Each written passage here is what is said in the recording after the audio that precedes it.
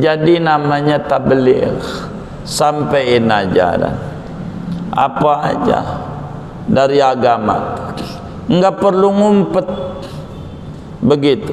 Itu mau ngaji ngumpet-ngumpet enggak enak, takut dikata sok suci. Bagaimana waktu bengal aja enggak ngumpet-ngumpet, sorry gua mau joget nih, begitu biasa aja, enggak ngumpet-ngumpet. Ngasih duit aja tuh sama biduan, pakai di jembreng apa, pakai di gini-gini begitu, sambil joget-joget. Udah lama dikasih, enggak diumpet-umpetin begitu. Ngisi kotak amal pakai tangan di gini-gini. Ada nggak yang kayak begitu? Yang mana orangnya?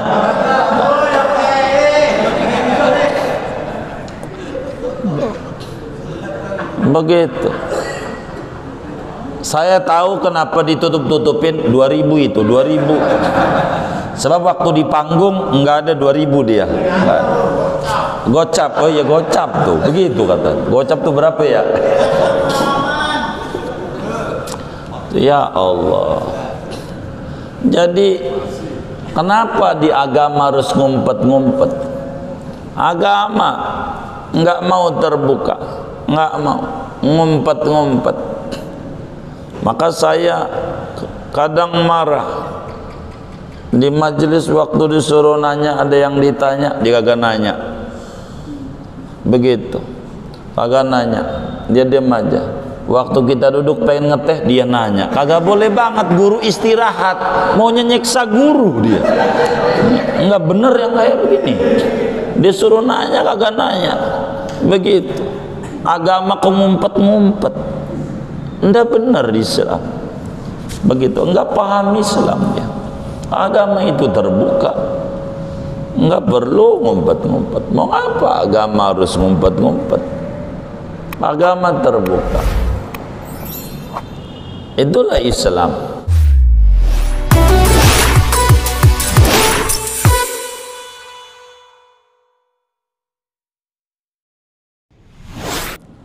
As-salisatu at-tablighu. Adapun sifat wajib Rasul yang ketiga yaitu tabligh. Tabligh belum? Baik. Halaman 45. Wa maknahu al-isalu. Adapun makna tabligh yaitu menyampaikan. Wal muradu annahum ballaghu jami'a ma amarahumullahu bitablighihi lil khalqi ahsana tablighin i'tiqadiyan kana aw amaliyan. Dan adapun yang dimaksud yaitu bahwa para rasul balagu yaitu telah menyampaikan oleh mereka akan seluruh apa-apa yang diperintahkan oleh Allah untuk menyampaikannya kepada makhluk dengan sebaik-baik penyampaian, i'tiqadiyan kana aw amaliyan, yaitu keyakinan ada oleh yang disampaikan atau amaliyah. Wa yastahilu alaihim kitmanu syai'in mimma umiru bitablighihi. Dan mustahil atas para rasul oleh menyembunyikan sesuatu dari apa yang mereka diperintahkan bitablighihi untuk menyampaikannya.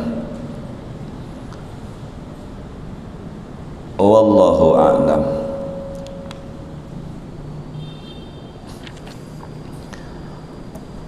Saudara sekalian, seorang mukallaf yang umurnya 15 tahun ke atas, akalnya sehat, wajib tertanam di dalam hati sanubarinya bahwa yang namanya Rasul mulai dari Nabi Adam sampai junjungan kita Nabi besar Muhammad sallallahu alaihi wasallam memiliki sifat namanya tabligh. Kita wajib yakin bahwa Rasul itu bersifat tabligh. Apa tabligh itu? Tabligh itu secara bahasa maknanya nyampein. Itulah tabligh. Tapi yang dimaksud dengan tabligh adalah kita kudu yakin, seyakin-yakinnya bahwasanya para rasul itu semuanya sejak Nabi Adam sampai Nabi kita Muhammad sallallahu alaihi wasallam telah menyampaikan yang mana Allah subhanahu wa ta'ala perintahkan untuk disampaikan kepada makhluk. Seluruh yang Allah wajibin untuk disampaikan kepada makhluk, satu pun tidak ada yang diumpetin, semuanya disampaikan.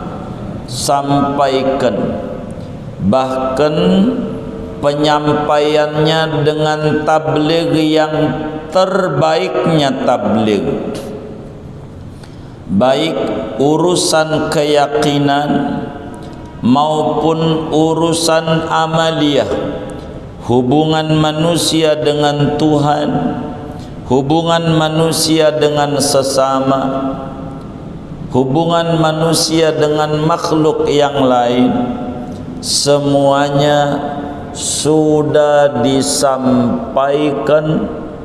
Tidak ada barang sedikit pun yang diumpet-umpetin oleh Rasul daripada perkara yang wajib disampaikan.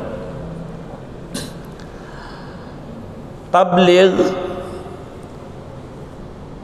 itu tidak mengenal enak atau tidak enak. Beda sama dakwah. Tabligh itu beda dengan dakwah. Kalau dakwah lain. Kalau tabligh A, B, B, hitam-hitam, putih-putih, itu namanya tabligh.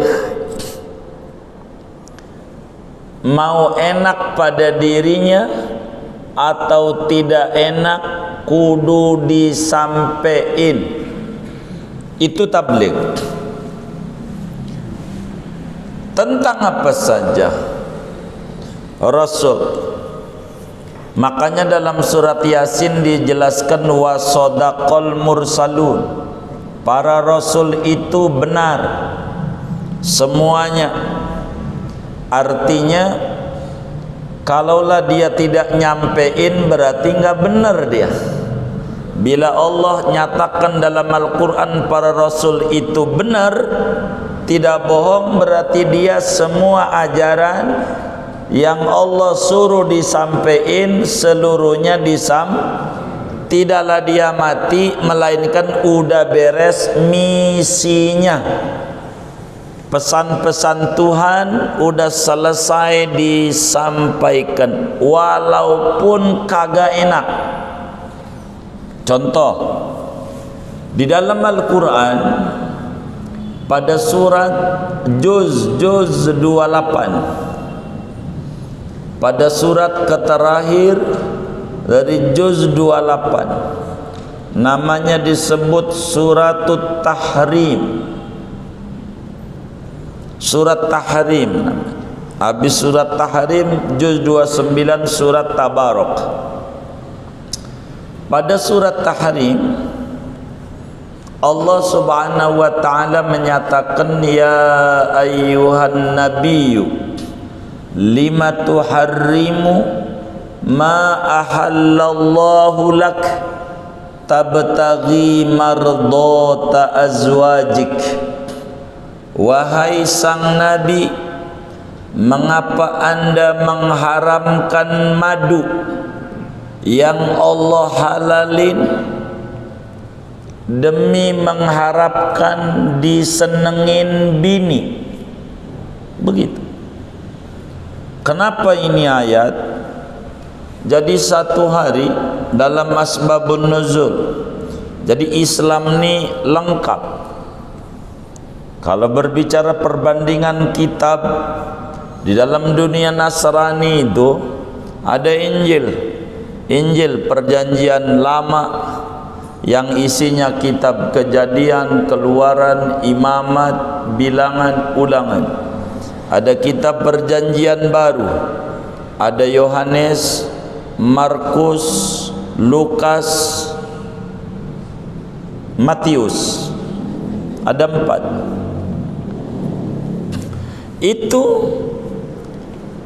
Ini kalam ini kapan ngomongnya nggak tahu tuh orang-orang Nasrani. Kapan kejadiannya, kapan, sedang apa, lagi apa, namanya disebut asbabun nuzul, latar belakang turunnya ayat. Kalau dalam Islam ketahuan setiap ayat demi ayat yang turun ada sebab-sebabnya. Ini berkenaan pada ayat ini, Nabi masuk ke rumah istrinya. Dalam satu riwayat Sayyidatuna Hafsah, Siti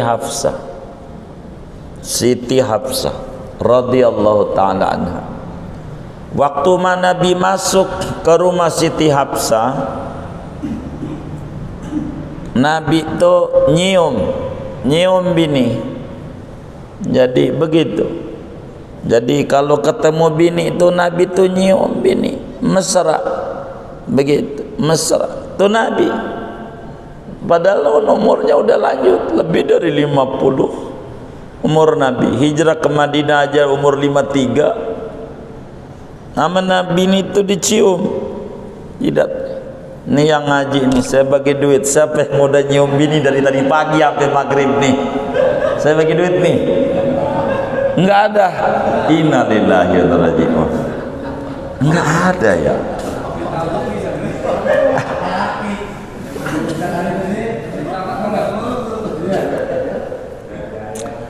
Jadi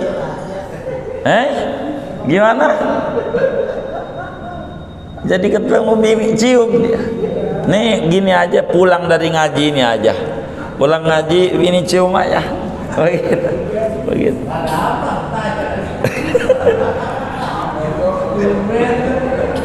Lah ngamalin ajaran agama.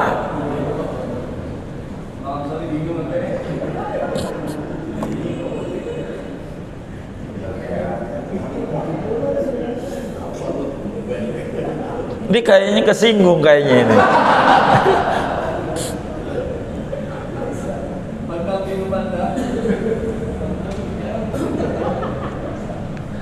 Jadi pas nyium tuh Nabi habis makan madu odeng, madu tawon, madu asal bahasa Arab, madu gitu, madu asal bahasa Arab. Madu tuh obat, madu. Cuman madu tuh ada yang asli, ada yang palsu.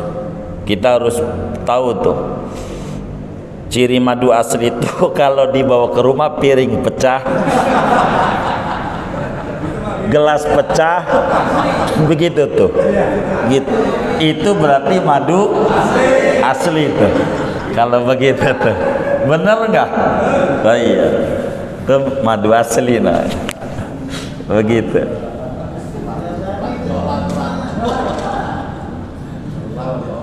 Jadi Nabi itu nyium Siti Hafsah habis minum madu. Kata Siti Hafsah, enggak suka dia. Apaan ini bang? Kan rada lengket-lengket, madu. Kata Nabi, madu. Kata dia, neng enggak suka madu, baunya ndak enak. Jadi orang tuh biasa normal. Ada yang enggak suka daging kambing, enggak suka daging ayam, enggak usah daging sapi, macam-macam orang enggak suka tuh. Beda-beda. Itu sudah menjadi karakter manusia tuh, berbeda-beda kesukaan. Dia tak suka sama madu. Kata Siti Hafsah, bang, neng enggak suka ini. Kata Nabi, baik, mulai hari ini madu haram. Kata Nabi, mulai hari ini madu haram. Nabi diingetin sama Allah.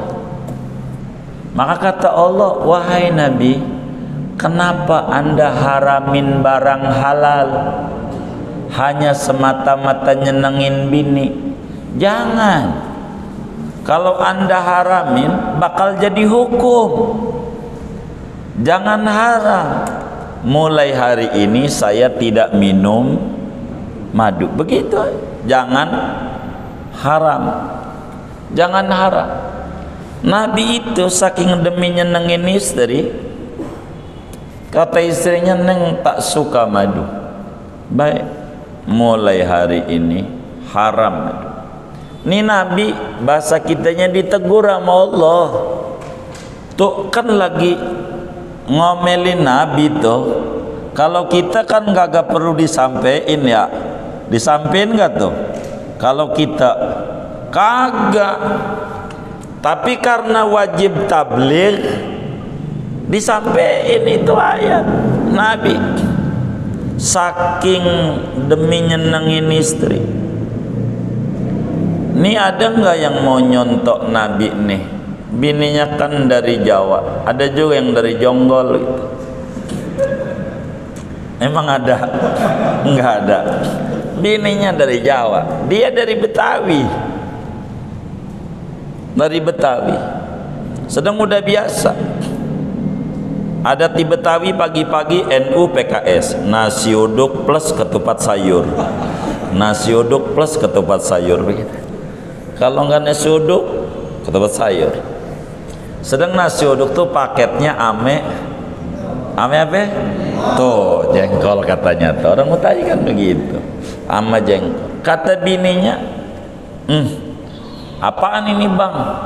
Pas nyium jengkol, neng nggak suka ini baunya kayak begini. Mulai hari ini haram saya makan jengkol. Mau nggak begitu tuh? Tuh kagak katanya tuh. Nggak kayak Nabi tuh. Begitu. Malah dia melotot. Lu suka kagak suka, lu cium aja bau jengkol. Ini udah tradisi dari zaman Ki Benen. Tahu nggak Ki Benen? Tuh begitu. Begitu. Emang gua udah doyan banget ama madu, ama jengkol. Milih cerai kalau gua disuruh berhenti makan jengkol. Sampai begitu kita. Nabi enggak. Mulai hari ini madu haram. Kalimat itu diingatkan oleh Allah. Jangan begitu. Tuh Nabi ditegur karena wajib tabligh disampaikan kayak begitu tuh. Disampaikan sama Nabi apa adanya, kasusnya begitu. Turun ayat itu salah satu asbabun nuzul. Itu tabligh, menyampaikan ajaran.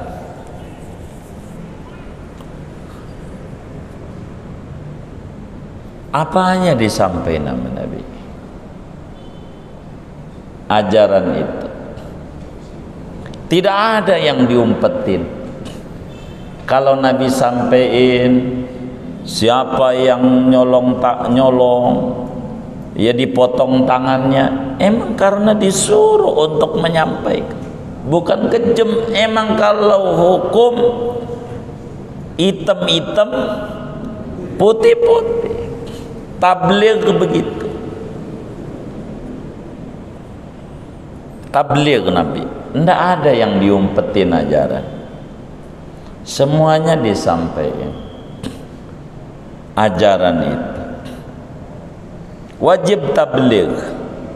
Sampai Nabi pesan nama kita juga sebagai umatnya, balighu anni walau ayah, sampaiin, tablighlah anda umatku meski satu ayat, sepotong kata dongengin.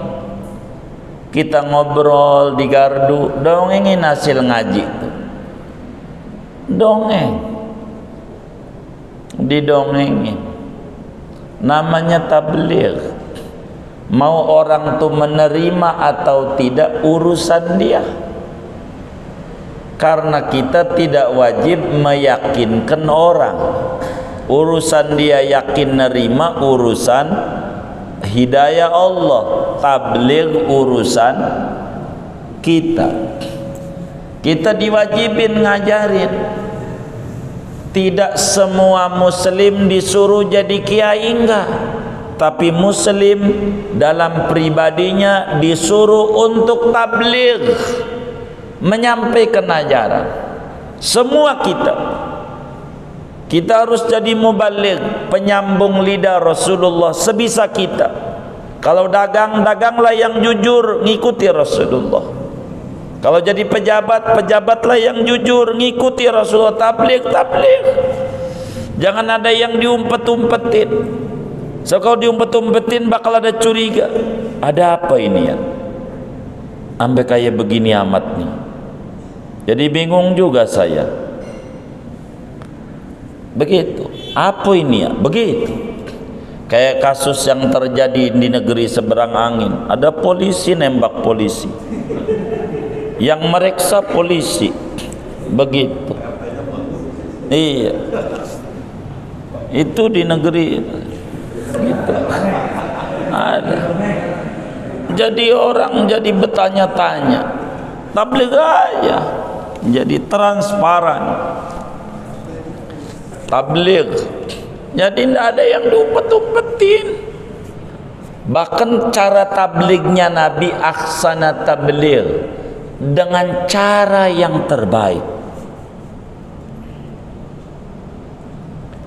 Betapa ada orang datang kepada Nabi,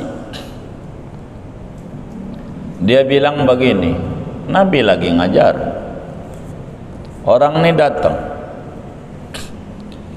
kata dia, Muhammad, saya ini setelah saya amati demen sama yang kau sampaikan itu. Demen ajaran yang kau bawa ini, saya tertarik.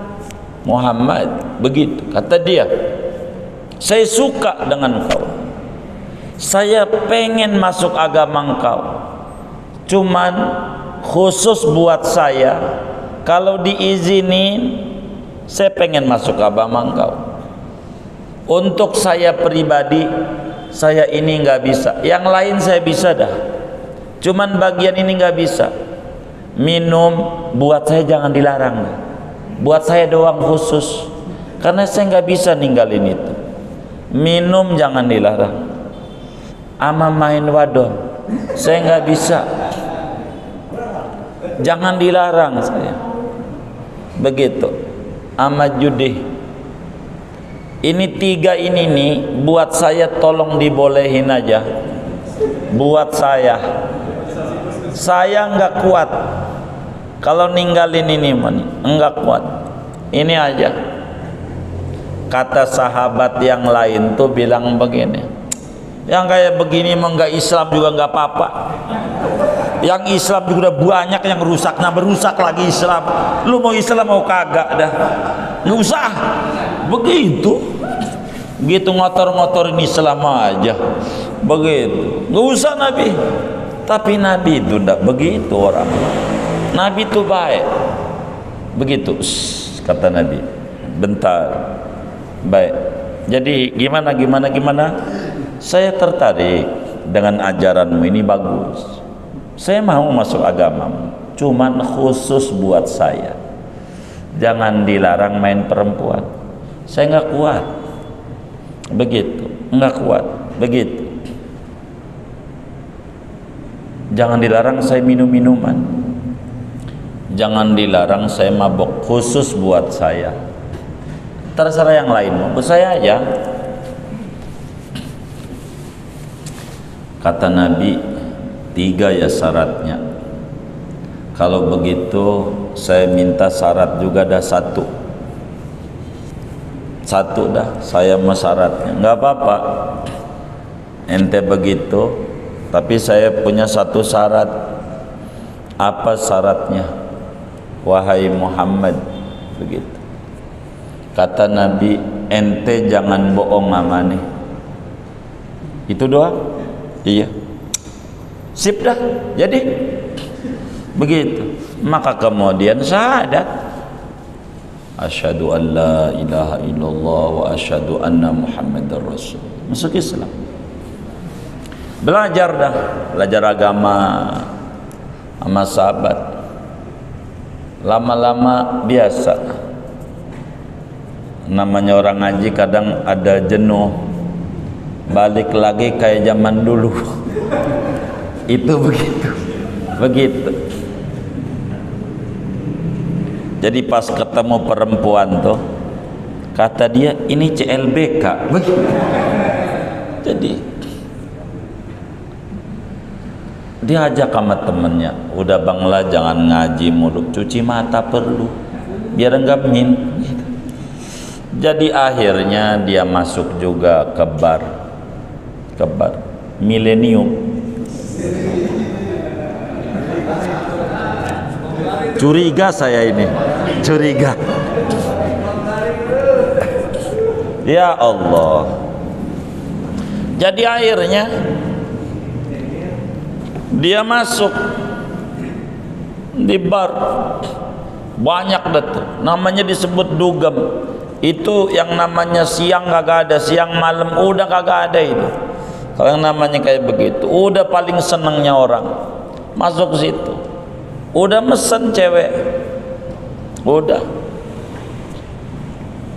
bayar, udah transaksinya, mau kencan. Lalu dia mikir, kalau saya bersetubuh sama nih perempuan, lalu ketemu sama Nabi Muhammad, ditanya, kamu main perempuan enggak? Saya jawab enggak, saya bohong. Jawab enggak, bohong. Saya jawab iya, saya kena rajam, lemparin batu sampai mati. Hukum Islam begitu.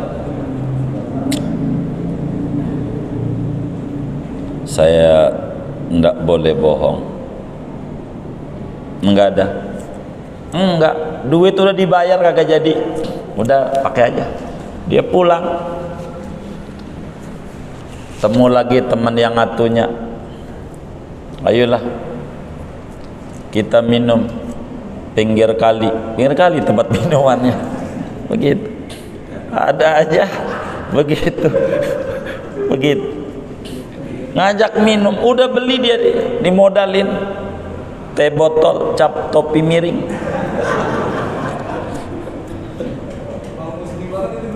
Ya Allah, Masya Allah.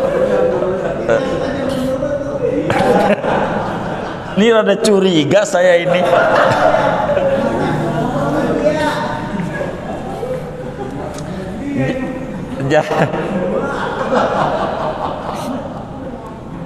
Pinggir kali lagi. Nih ya, dekat pohon bambu. Jadi akhirnya dia udah beli tuh, dia mau minum, dia mikir, kalau saya minum lalu ketemu sama Nabi, ditanya, kamu minum enggak? Kalau dijawab enggak, saya bohong. Janji saya enggak boleh bohong sama Nabi. Kalau saya ngaku iya, saya dicambuk 40 kali. Dalam hukum Islam kudu dicambuk kalau minum. 40 kali.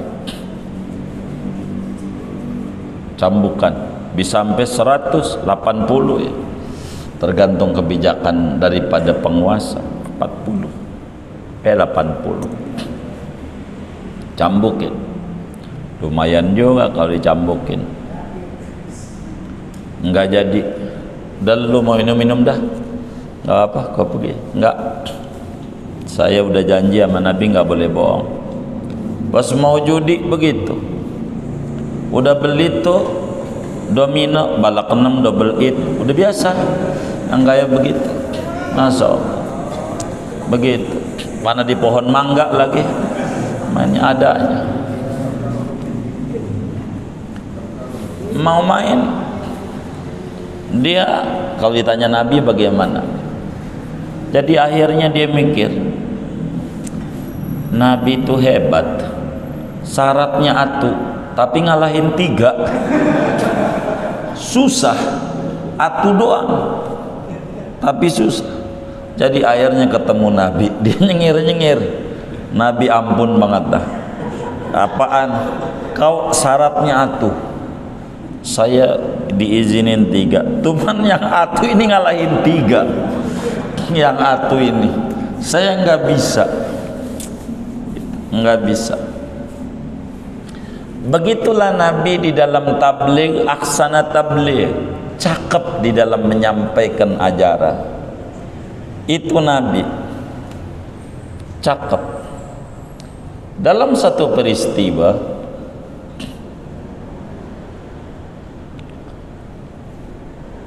Nabi ada yang datang juga, kata dia, Muhammad, saya tertarik dengan ajaranmu, semuanya ajaranmu tuh masuk akal, saya percaya Tuhan itu satu, tidak bergambar, tidak berpatung, tidak berbentuk, saya percaya, saya tertarik sama ajaranmu. Tapi saya ada kebiasaan satu, main perempuan ini nggak bisa buat saya, khusus buat saya, izinin aja dah main perempuan, saya nggak bisa kalau nggak main perempuan. Nabi sampaikan, baik, nggak apa-apa, nggak apa-apa. Kalau begitu bersyahadat, ya syahadat. Sudah masuk Islam, syahadat. Nabi tanya, apa hobimu? Main perempuan. Kata Nabi, saya mau tanya kepadamu, bagaimana kira-kira kalau ibumu ditidurin orang, setuju apa marah? Aduh, saya gebuk, saya bunuh Nabi. Kalau saudaramu, empokmu atau adikmu ditidurin orang, sama, saya bunuh tuh orang yang mengganggu saya punya keluarga. Kalau anak perempuanmu, apalagi darah daging saya diganggu, saya tidak terima, saya bunuh macam-macam sama anak saya. Kata Nabi, yang perempuan kau mainin, perempuan yang kau ajak kencan, bisa jadi ibunya dari anaknya, anak dari orang tuanya, saudara perempuan dari saudara lakinya.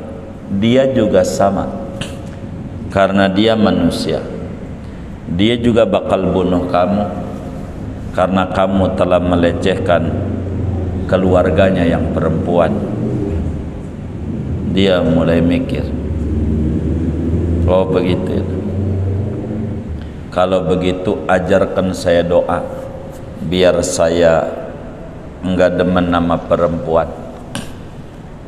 Maka didoakan nama Nabi, dia udah enggak ngelirik-lirik perempuan. Luna Maya lewat, kagak lirik, kagak. Itu begitu. Jadi Nabi itu cantik, cara mengajarkannya bagus, cara mengajarkannya bagus. namanya tabligh. Dengan ahsana tabligh, dengan bagus cara menyampaikannya, baik pada keyakinan maupun pada amalan-amalan, yakni pada praktek kehidupan sehari-hari. Nah, kita wajib yakin, seyakin-yakinnya bahwa Nabi itu semuanya tabligh, menyampaikan ajaran dengan cara yang sangat baik, menyampaikan ajaran dengan cara yang sangat-sangat bagus cara. Itu Nabi, caranya bagus.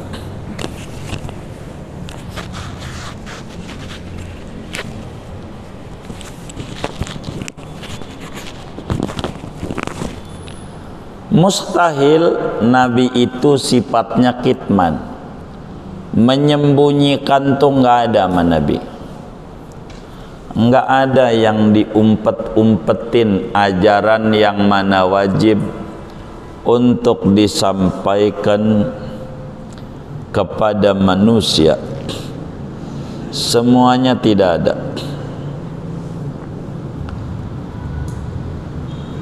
Oleh karena itu, saudara-saudara sekalian, dengan kita ngaji sifat tabligh, kita sebagai umatnya kudu mencontoh untuk tabligh. Kita ngaji nih kudu beda ama kita ngaji ama belum ngaji, kudu beda.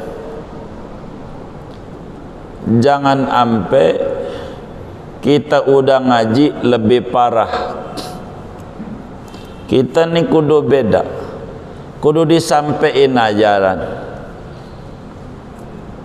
sebisa kita.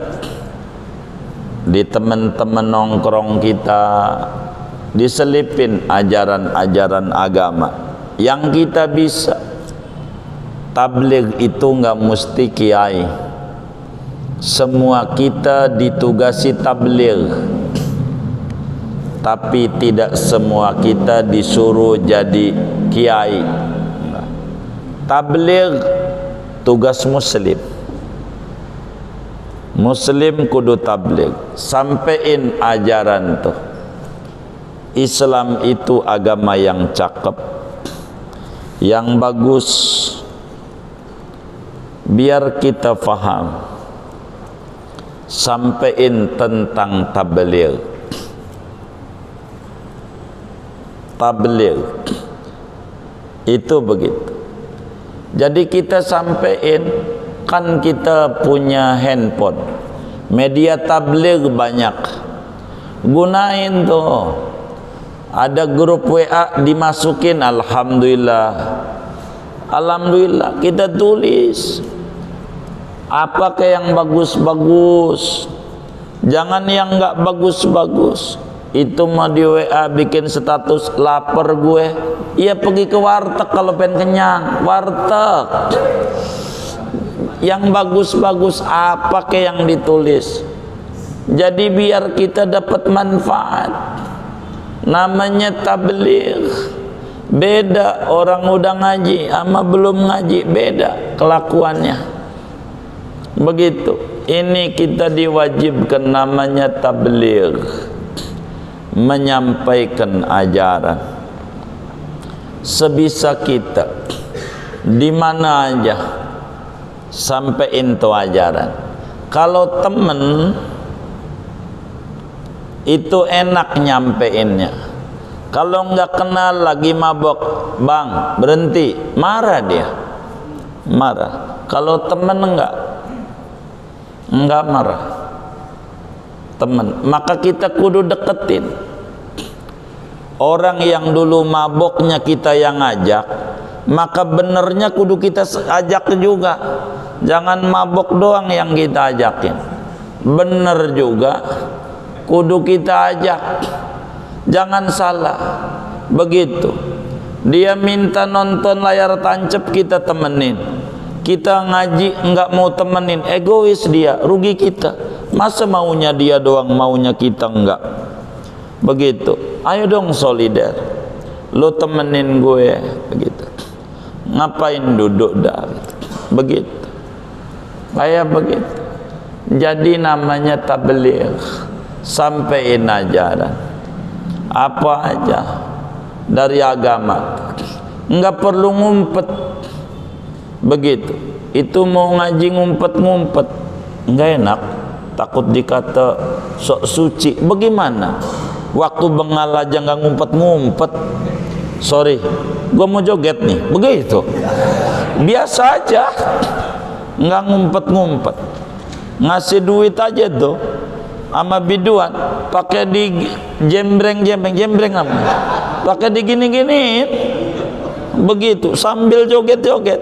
Udah lama dikasih. Enggak diumpet-umpetin. Begitu. Ngisi kotak amal pakai tangan di gini-gini. Ada enggak yang kayak begitu? Yang mana orangnya?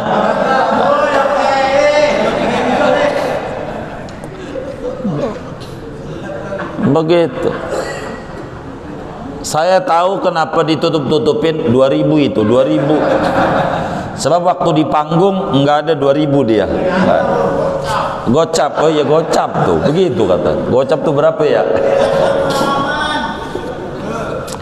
Ya Allah. Jadi kenapa di agama harus ngumpet-ngumpet? Agama enggak mau terbuka, enggak mau ngumpet-ngumpet. Maka saya kadang marah di majelis waktu disuruh nanya, ada yang ditanya dia kagak nanya. Begitu, kagak nanya, dia diam aja. Waktu kita duduk pengen ngeteh dia nanya. Kagak boleh banget, guru istirahat, maunya nyeksa guru dia. Enggak bener yang kayak begini. Dia suruh nanya kagak nanya. Begitu. Agama ngumpet-ngumpet. Enggak benar di Islam. Begitu, enggak paham Islam ya. Agama itu terbuka. Enggak perlu ngumpet-ngumpet. Mau apa agama harus ngumpet-ngumpet? Agama terbuka. Itulah Islam. Agama ya terbuka. Enggak ada yang diumpet-umpetin. Kita harus tabligh sebisa kita. Kalau sama temen enak, ngomonginnya enak, bahasanya yang bagus, kuranginlah. Yang tadinya sebotol, tengah botol dah, pelan-pelan gitu. Kalau langsung banting setir kadang nggak bisa, ada kalanya begitu, diarahin pelan, begitu. Tabligh dengan cara yang bagus. Jangan nggak bagus. Bang, tahu nggak ayam? Tahu. Ayam sholat enggak? Enggak. Orang nggak suka kayak ayam. Lu nih kayak ayam. Ini ribut. Begitu ribut. Namanya enggak bagus cara tablighnya. Tabligh itu yang bagus. Yang bagus. Enggak perlu dia ngumpet-ngumpet. Ini kita orang harus tabligh. Cara menyampaikannya aksana tabligh. Maka kita ini ditugasi oleh agama untuk menyampaikan.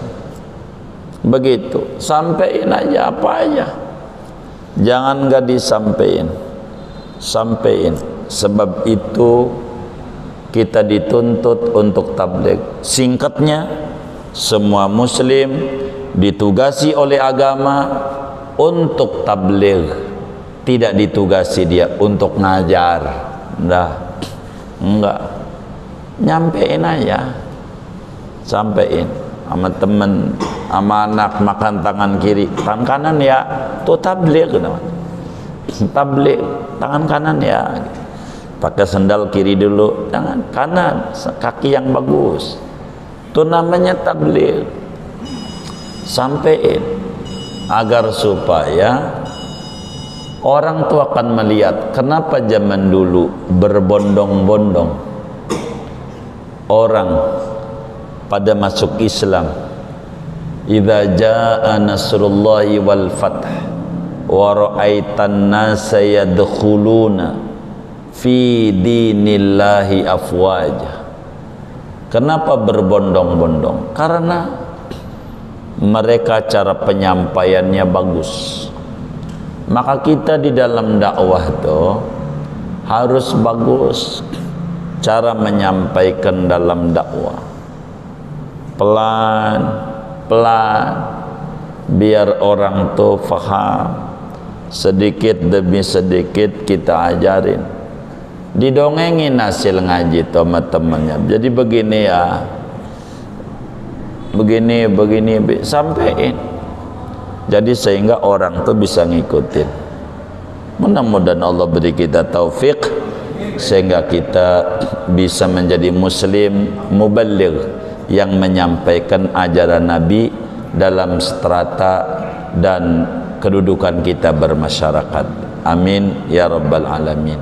Ada yang ditanya mungkin dari materi ini atau di luarnya? Sebelum doa dipersilakan. Wallahu a'lam.